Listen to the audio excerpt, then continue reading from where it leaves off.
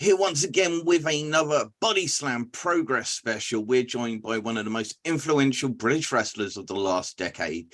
His history is intertwined with the history of Progress. Alongside Mark Andrews, he was the first ever Progress Tag Team Champion. He is a former Progress World Champion. He is the Welsh Dragon, the Pride of Wales. Please welcome Eddie Dennis. How are you doing? Wow, what an introduction. One of the most influential people in a decade. Blimey, I don't know about that. The rest of it was true, though. Don't question it. No, truly yourself, along with a few other guys over the last decade, for what you guys have done for British wrestling as a whole. Easily for us amongst some of the most influential wrestlers in the UK of the past decade. Well, I'm humbled by your opinion. Thank you. We're Tea and Ties to Great British Wrestling Podcast for Great British Wrestling, as featured on bodyslam.net and the John's Podcasting Network.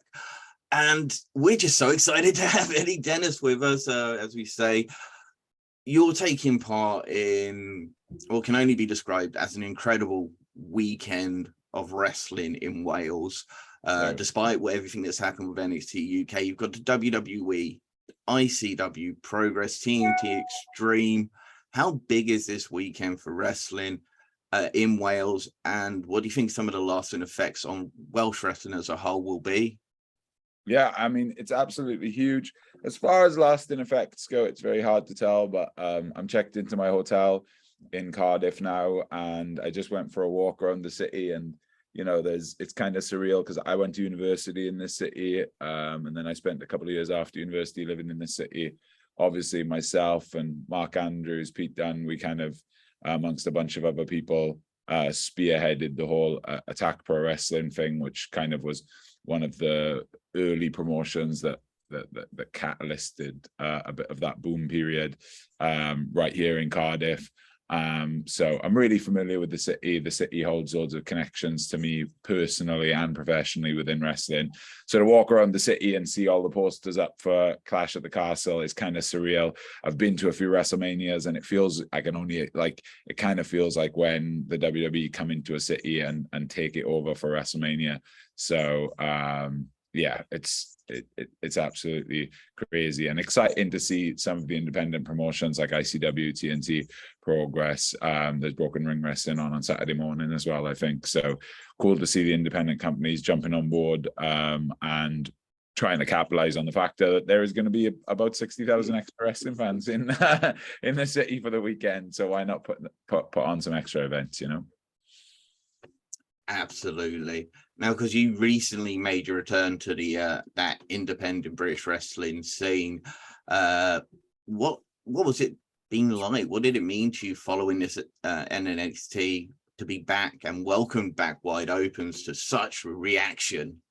Yeah, humbling. It's a little bit unnerving, obviously. For me, the personality, I've always been Eddie Dennis within, well, not always, but for the last decade at least, I've been Eddie Dennis within the wrestling ring.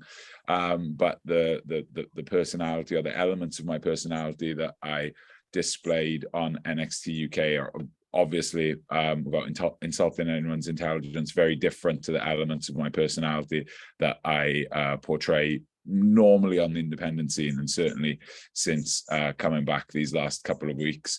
So it's exciting to get to tap back into those, you know, the roots of my character as a performer. It's a little bit unnerving because you kind of wonder whether people remember. Is the audience the same? Has the audience changed? But yeah, in the shows that I've done since coming back, it's abundantly clear that the audience does remember, that the audience missed those elements of my personality. I'm excited to be bringing it back to everyone, you know. It's an unnerving, it's an uncertain, it's a scary time, but all of those adjectives also mean exciting to me, you know. Well, even when you were contracted with NXT UK, you were still a really vocal voice supporting British independent wrestling. You were regularly on Twitter, tweeting about it. I've seen you at several independent gigs as well. Yeah. Have you noticed some major differences with the independent scene since you've come back? I mean, it's just it's constantly evolving, constantly moving on, isn't it? Obviously, the pandemic era was difficult for everyone. It was difficult whether you're working for a large organization like the WWE, or if you're working on an independent level, then it was almost, you know, non-existent, impossible to ply your trade. But the people who are on top of the independent scene in the UK right now were on the cusps of being on the top prior to the pandemic, and that, you know, they're absolutely all world class. And as you mentioned, I've sort of like never taken my finger out of the independent pulse, you know what I mean? I attend shows wherever I can. I live kind of close to London, so whenever there's something going on that tickles my fancy, I try and get along to it in London. A lot of the people who are getting these big opportunities sort of were I at least had a small hand in training them, because they used to come to various training sessions that I used to run in around the place. So, you know, if a Michael Oku's getting the opportunity to wrestle a Minoru Suzuki, you better believe I'm going to be in the building for it. If, you know, Mambo and TK are having a ladder match in the Electric Ballroom, you better believe I'm going to try and be in the room for it, you know what I mean? And as much as it pains me to admit, if Spike Trivet is having a I Quit match with Cara Noir, then I'm going to be in the room to watch that as well. So there's a lot of names that are currently on the independent scene that I have a long history with. Let's put it that way.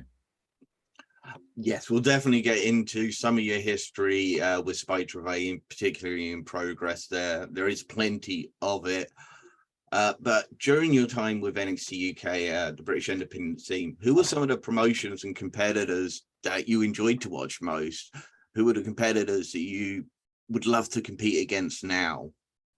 So I've kind of touched on a few of them already. I think myself and a certain short blonde-haired gentleman were in a tag team that have a lot of similarities to the Sunshine Machine.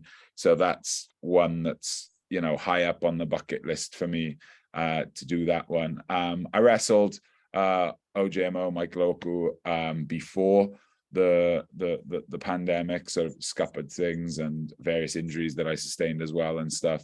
I'd love to run it back with him. I've wrestled Connor Mills a couple of times, but I really think that he's, you know, he's probably the standout underrated talent in the United Kingdom for me, has been for the past number of years, to be honest. And actually just announced for this coming Friday at Purpose Wrestling, I'm wrestling Nino, who some people will know, some people won't, but he was a 13-14-year-old child attending my training on a Tuesday evening many moons ago, and blowing everyone's mind with some of the athletic stuff that he could do. And ever since that, then I've sort of been itching for an opportunity to wrestle him. So this Friday, I think in Wimbledon for Purpose Wrestling, that one's going down, and I am absolutely buzzing for the opportunity to work with Nino. The promotion put out a tweet saying that I requested the match, and it is 100% a shoot. Like I asked if I could wrestle Nino, so I'm buzzing for that one. We interviewed him a little while ago, and your name did come up. And his younger brother and even younger brother are training now, which is yeah. Xander and they are the brothers. The brothers Bryant. They're something else. They could be a trio that rock the world when the youngest one is big enough, because they are babies at the moment. But Nino's sort of blazing a trail for himself. We do know he was nicknamed Rey Mysterio by obviously Will Ospreay, one of the best wrestlers in the world right now, nicknamed him Rey Mysterio because of his ability. Yeah, he's an unreal talent. So I'd certainly agree with that. Now let's talk Progress. Okay. Since the last time you were out, well, you did make a very recent appearance for Progress. Before that, now the Progress has been taken over by Lee McAteer, Martin Betts. From the outside looking in, what was it like seeing that takeover, and what's it been like with the interaction? The interaction has been absolutely seamless. Martin and Lee are gentlemen, super easy to get on with, consummate businessmen. There has been no issues or dramas. I couldn't ask for anything else, anything better, which was the same, to be honest, with the previous owners of Progress. They've always been a dream to deal with, and why it's one of my favorite places to wrestle, notwithstanding that audience in the Electric Ballroom, which is pretty magic at times. As far as since I've come back, it's yeah, it was good. I wasn't sure what it was. I wasn't sure what the ballroom was going to be like. You know, it's obviously quieter than it was with regards to the number of people in the room to when I was last there, but it certainly didn't feel quieter with regards to the noise in the room. It was pretty electric, and I'm expecting the same at the Tram Shed in a couple of days. When you were standing behind the curtain and new music hit, did you kind of get chills to relive that?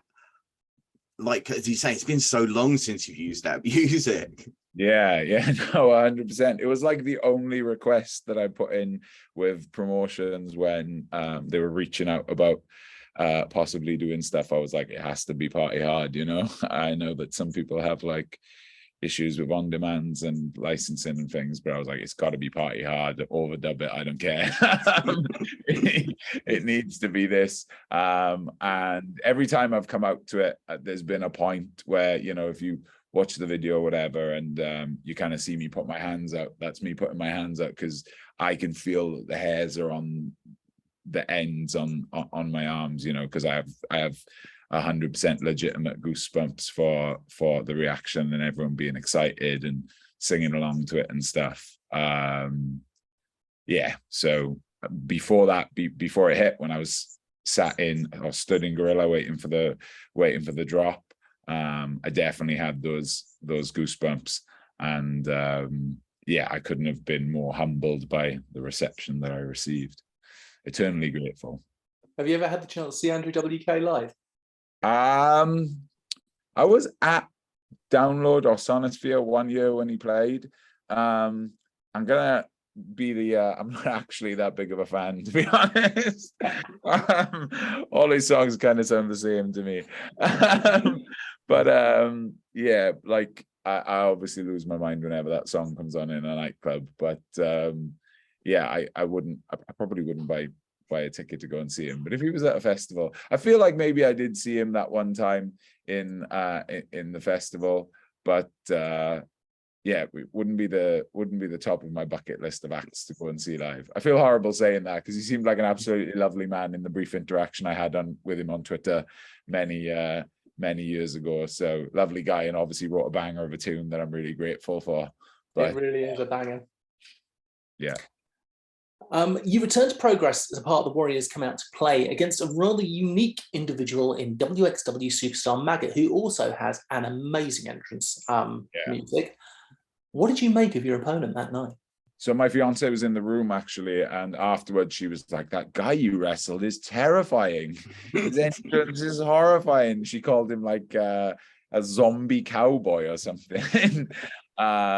So yeah, he was an absolute gentleman, great guy to interact with, and a heck of a competitor in the ring. A guy who I didn't know before the pandemic at all. A guy who I'd never come across on my previous run on the independents, and obviously those people, as well as, you know, working with the people who I've missed working with, those people who have popped up in the last 4 or 5 years. It's really exciting to get to work with those people, and Maggot certainly fills that bill. So super unique character, compelling, grabs the audience's attention. Yeah, can't say enough good things about him, really. I think he's going to have a big year in Progress, and a big year in WXW as well. And if you have a big year in Progress and you have a big year in WXW, you really had a big year on the independent scene in Europe. So good for him. Now, it is a new generation of Progress superstars. Who have you been looking at? Who have you seen taking progress by the scruff of the neck and making sure that it didn't lose its position, it's standing within the independent scene? Chuck and TK stand out with regards to the on the fan favorite side of the fence. Obviously, Cara is an absolutely mesmerizing superstar. I don't know what's going to become of him now after the I Quit match with Spike, and he's obviously been announced for DDT and stuff, so I guess he's going to be away for a little while. But the one guy who has to be brought up, I suppose, is Spike himself. He's professional wrestling's about creating moments. Professional wrestling's about making people feel things, and whatever it is he's making people feel something. So it's hard to ignore that when you're talking about people who have grabbed the promotion by the scruff of the neck and taking the opportunity to make it theirs, if you like. Then Spike to me stands out.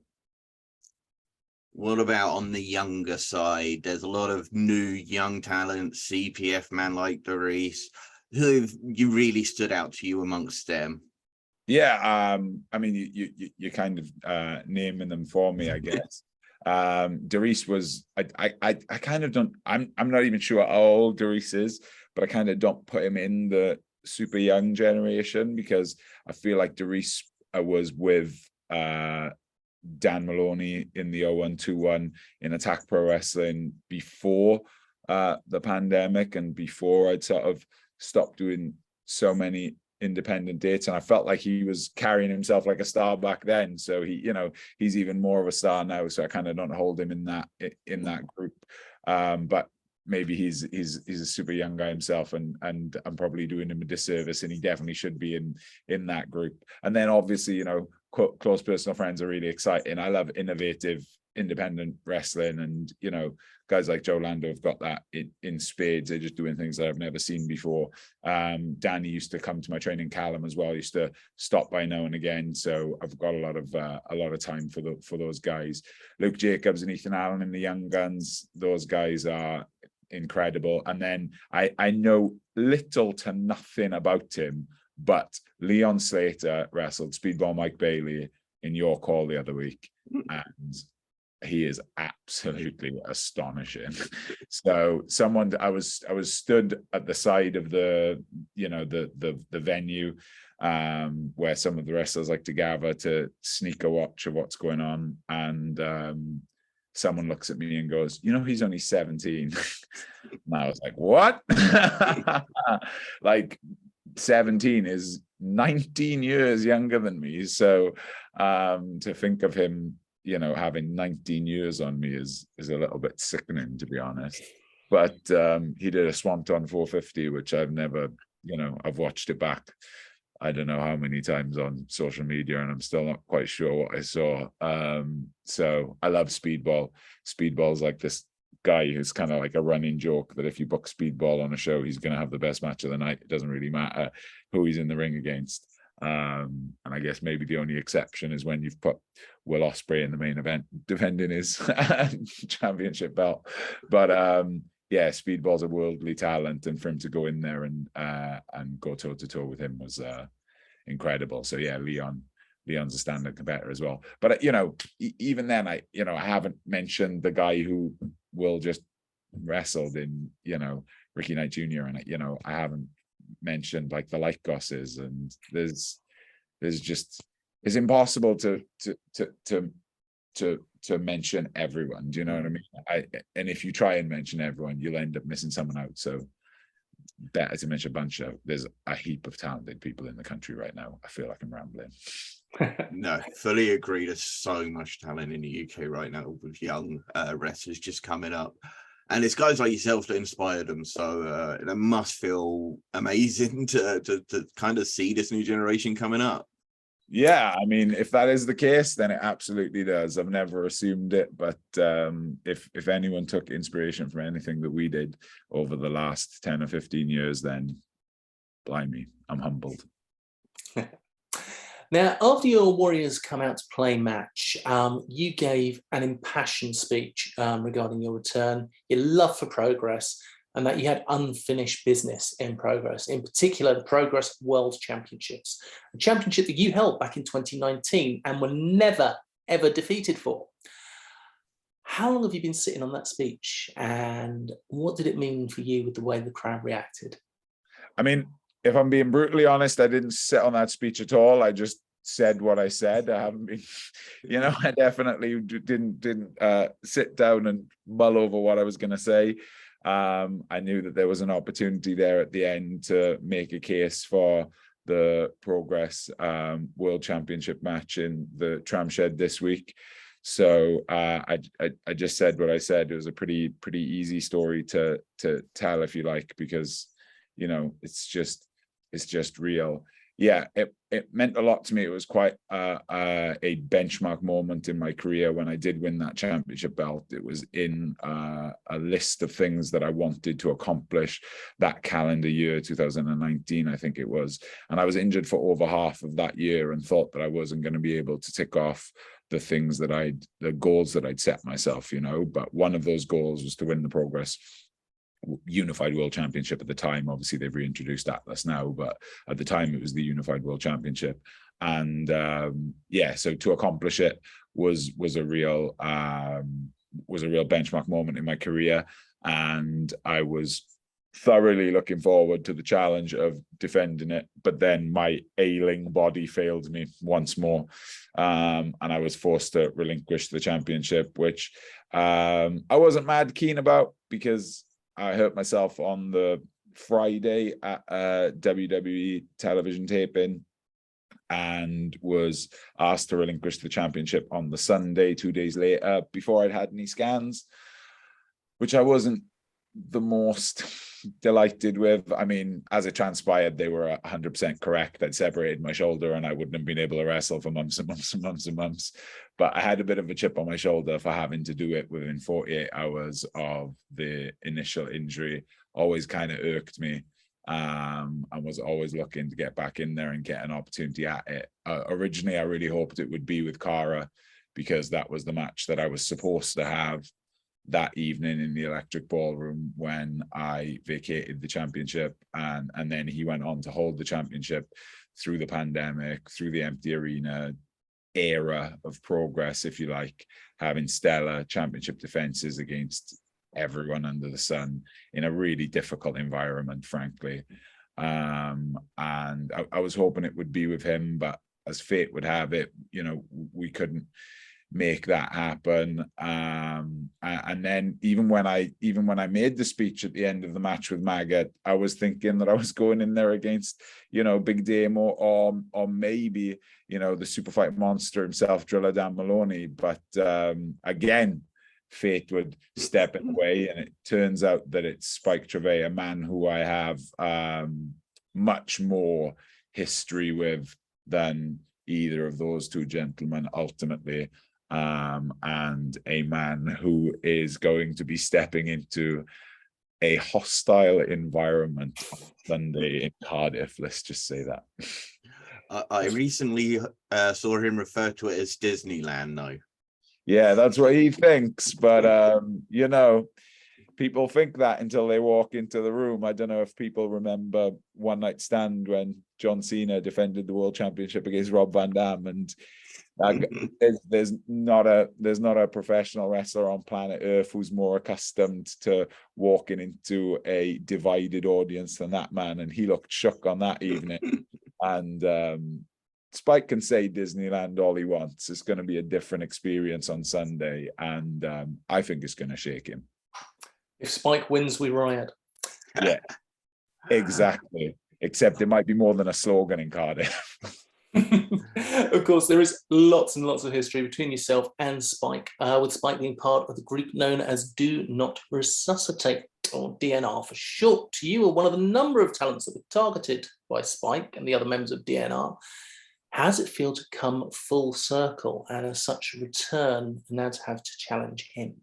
Yeah, it's funny, right? So this isn't sometimes the quote unquote storylines in professional wrestling can take on a life of their own. And I'm sure that when the story arc of Do Not Resuscitate and the Progress Originals culminated in Alexandra Palace with a party hard curtain call, we wouldn't anticipate that we'd be revisiting it 4 or 5 years later. But here we are, and it was interesting. You know, I've spoken to Spike on numerous occasions since that evening in Alexandra Palace, and you know, I knew on the evening he wasn't particularly pleased with the way things went down, but I didn't think that it was still something that was quite so embedded in his memory. But clearly, from the words that he said after his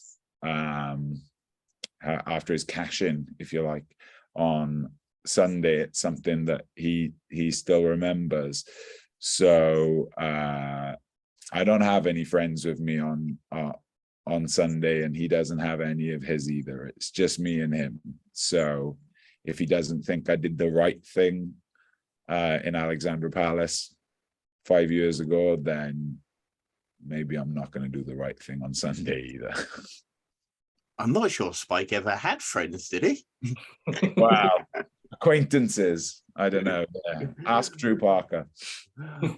Now, of course, you've had to sit on the edge and watch him. Well, you mentioned your respect for the Cara Noir, to see what he did, and you were there on that night. What's it been like to kind of watch that progression of Spike? Tough one to answer, really. Spike's an interesting character. You could see a lot of these traits in him when he was training years ago, you know what I mean? He is ruthless, he is calculated, and he has proven himself to be sort of a master manipulator. But I have also displayed some of those character traits in my past, and the way that he ultimately won the World Championship isn't too dissimilar to the way that I won the championship many years ago. So there are parallels there as well. And if he's bringing that level of viciousness on Sunday, then he just needs to know that I'm going to match it. Now, we mentioned briefly at the beginning how pivotal a figure you are in the Welsh and Southwest wrestling scene. What would it mean for you to win the Progress World Championships, to regain that championship in your home country of Wales? Yeah, I've had some moments in Cardiff. I've been using social media to kind of remind people of a few of them over the last couple of days. But I mean, it was 11 years ago, I think, that myself and a number of my friends put on a show in Catay's Community Centre called Attack Pro Wrestling. We do it for the money, obviously. And that was in front of 80 people, where essentially 40 of them were my friends from university and 40 of them were Mark Andrews' friends from university, and there wasn't a professional wrestling fan in sight. We built things up from there. I was in one of the feature matches on that evening with my sort of arch rival and nemesis at the time, Mike Bird. And we grew a scene, for want of a better term, from that community centre into the bingo hall next door, and down the road to the Walkabout in Central, which is a stone's throw from that Principality Stadium, which is going to be rocking on Saturday. And the main event of the first show in Walkabout was myself and the Wild Boar and Pete Dunne in a triple threat match. So I was involved in the first main event there. I won the inaugural Attack Pro Wrestling Heavyweight Championship from Mike Bird in that building on a subsequent show. There's not a lot that I haven't done in that city with regards to independent wrestling, but the Progress World Championship match in the tram shed on, without question, the biggest weekend of wrestling in Wales ever. One of the biggest weekends of wrestling in Britain ever. Is big. How big? Maybe the biggest thing that I ever do. So yeah, it's a big deal to be wrestling for the World Championship in Cardiff for Progress on this weekend, in this city, in this country, in front of those fans. Sounds like it just sounds too good. It's going to be amazing. Now, you mentioned some of your highlights that you've been posting. Of course, Progress recently brought out the best of Eddie Dennis, available on the network and on their demand service. What's some of your highlights that you truly would like to think about when you look back? There's various moments in. I'm always a moment person, is what I would say. So matches are great, but moments are better. Moments kind of live forever. So as far as Progress goes, I spoke to Mark after we wrestled each other at Chapter 17, where I congratulated him about going to TNA. And that was a pretty special moment. Don't think there was a dry eye in the house during that one. On the evening, it was very frustrating, but in retrospect, Wembley Arena is really special just because it was me and it was Mark, and it was such a big show in such an iconic venue, and it was a feature match, and it was 1 year in the making, and a lot of people, even within the promotion themselves, said that we couldn't make it last for a year without doing a match, and I was personally affronted by them thinking that, because I thought I could make it last as long as I needed to. I had a lifetime of genuine stories to draw upon to make this compelling. So that one was a big one. The match at Chapter 11, which is a bit of a lost gem, where myself and Mark wrestled, the Swords of Essex, was wild. The response was unreal for that one. Holds a special place in my memory. And then I guess, the championship victory, the subsequent defenses, all of that stuff stands out. Winning the tag championships with Mark at 12, that was special. Wrestling Pete, who is another close personal friend, in the ECW arena. I'm a huge professional wrestling nerd, so just to get to wrestle in the ECW arena was sort of bucket list stuff. To be doing it with Pete was, something else. And I think those are the moments that you look back on, wrestling Mark in Wembley, wrestling Pete in the ECW arena, because these are the people who, when I step away from wrestling, they'll still be there, so we'll be able to reminisce on those moments when we're old and grey. I'm kind of grey already, but you get what I mean. So now we've just gone over some of the highlights from Progress. Some time has passed since the announcement of the NXT UK hiatus. Have you had some time to reflect on your time there? What were your highlights and possible lows of your time there? The lows were the injuries, for sure. There's a few occasions in my tenure with the company where I felt like I was just getting some steam underneath me. It's no secret that I was scheduled to fly out to be involved in a WrestleMania weekend, Access and all the rest of it, when they were doing the tapings there. My flight was, I think, scheduled on Sunday, the 24th.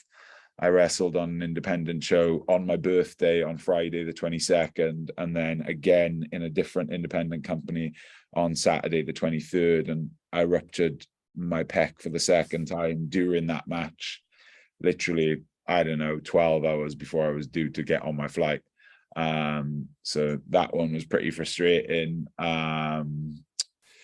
So yeah, the injuries is probably the more frustrating aspect. As far as my favorite moments, obviously I look back on it now and I'm I'm humbled and extremely grateful that I got to work on 2 live special takeovers in Blackpool, once with Trent Seven and once with Dave Mastiff, 2 gentlemen who I've had numerous matches with and known for years and years and years and years. So to have those 2 moments at Blackpool is pretty special. The dog collar match with the Wild Boar, again, I grew up with Boar, and they haven't done a lot of dog collar matches in the WWE. If you search it on the network, there really aren't that many of them. So to be involved in one of those was pretty special. I did a street fight with the Primate and Flash and Mark Andrews in the empty arena. Street fights are difficult at the best of time because a lot of the things that we do in them is just genuinely very painful. You know, kendo sticks, steel chairs. They are not an enjoyable experience. And in front of no fans in an empty arena, it's a different kettle of fish altogether, because the adrenaline rush that you get from the live audience just isn't there.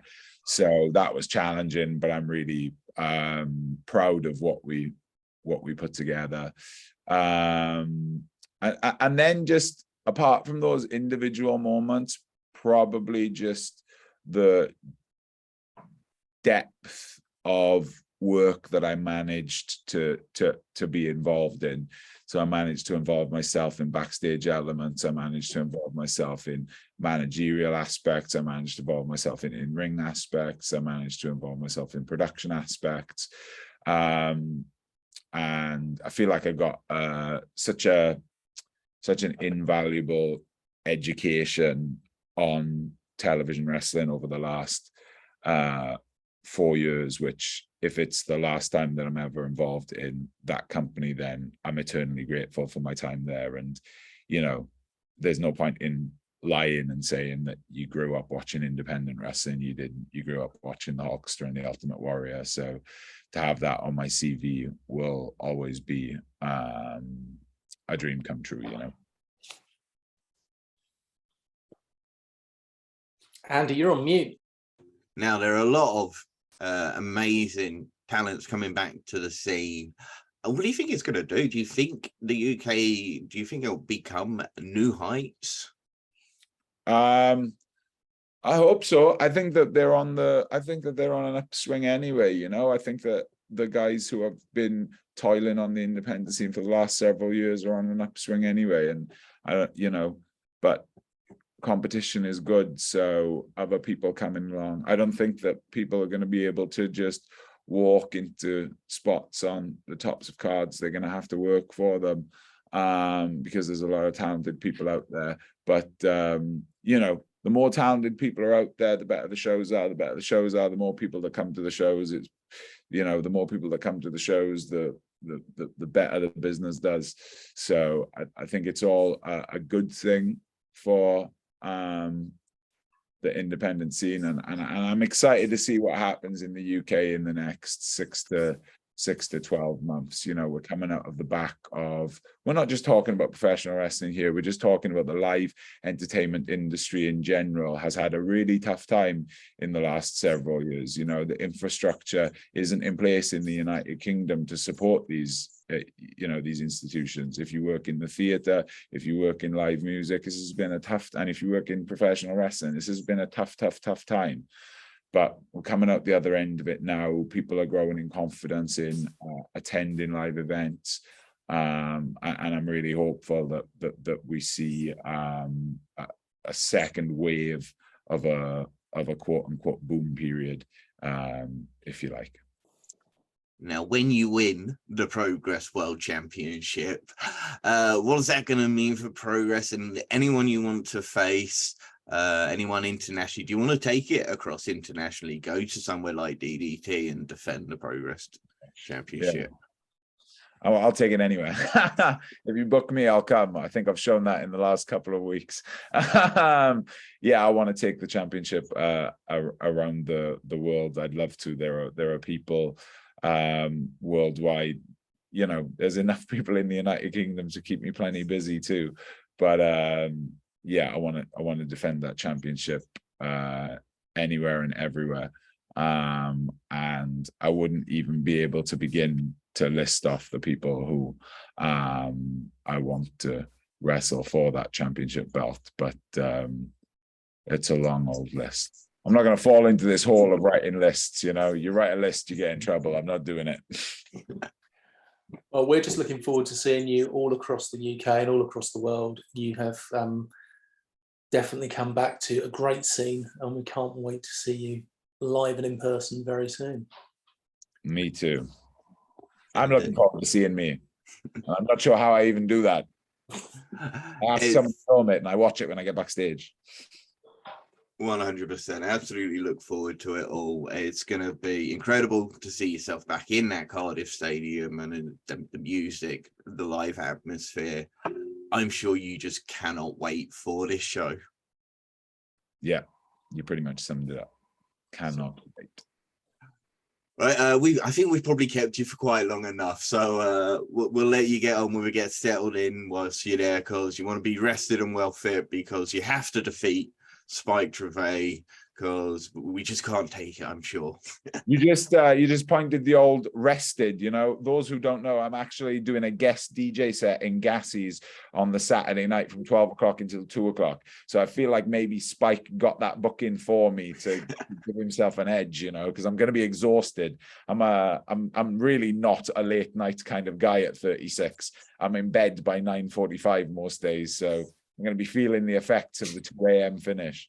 Andy, haven't I been saying the same thing recently? I'm a DJ as well, and I've recently started having some late bookings again, and I'm just getting... Nah. Disgusting, not for me. Well, we hope you just have a great time, and as we always finish this, just remember, people, don't feed the trolls.